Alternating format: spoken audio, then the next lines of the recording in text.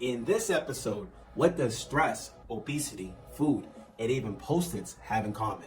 Watch all the way to the end because the results may surprise you. Without further ado, my name is Jeremy Colon, and this is The Dark Side of Fitness, episode 49. Here's a quick reminder, make sure to like this video and subscribe to my channel. Does stress affect your appetite? How you answer that question may depend on your size and body composition. That's according to a new study that included brain scans, food cues, a bucket of really cold water, and office supplies. Let's take a look. How the study worked. Researchers at Johns Hopkins University hypothesized that people with obesity will respond differently to food when they're under stress compared to people who were lean. To test that, they recruited 29 adults. The 17 participants with obesity had an average BMI of 35 with 39% body fat. The 12 volunteers categorized as lean had an average BMI of 22.6 with 19% body fat. The researchers scanned participants' brains using functional magnetic resonance imaging, or fMRI, under two different conditions, stress and not stress.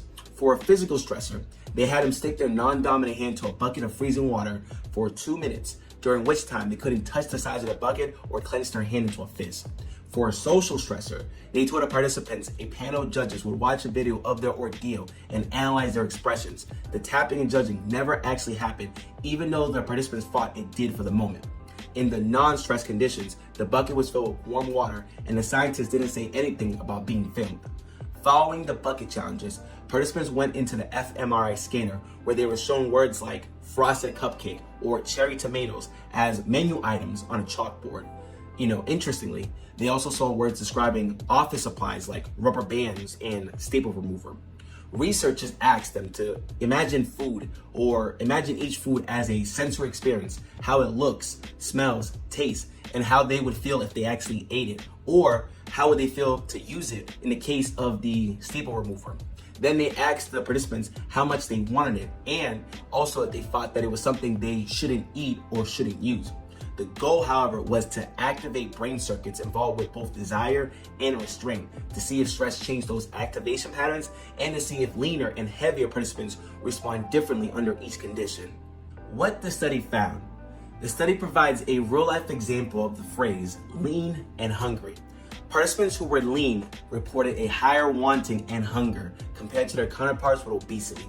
They wanted more of everything, for higher energy density foods like pizza and cupcakes to low calorie foods like fruits and vegetables to non-foods like rubber bands and Post-its. When finally given a chance to eat, after 9.5 hours without food, they ate about 1,000 calories. But here's an interesting twist. Under the high stress condition, the leaner participants ate more fruit and vegetables than they did when they weren't stressed. Conversely, participants with obesity had lower wanting scores than their leaner counterparts, and their restraint levels were higher. That is, they were more likely to say that they shouldn't eat something or use something when it came to office supplies. But when presented with an all-you-can-eat buffet at the end of the experiment, they loaded up. They got in. They averaged about 1,400 calories in the non-stress condition and close to 1,600 calories when stressed. The participants with obesity also ate more energy-dense foods like pizza in the higher stress part of the study. What's interesting are the two big disconnects here. One is how hungry they said they were versus how much they actually ate. And two, what they say they shouldn't eat versus what they actually selected at the dinner buffet. What about the brain scans? So far, we looked at what participants said when asked how much they wanted something or whether they thought they should have it. But that was just one part of the study. Equally important was how their brains reacted to food cues as shown on fMRI and whether those reactions were different during the high stress conditions.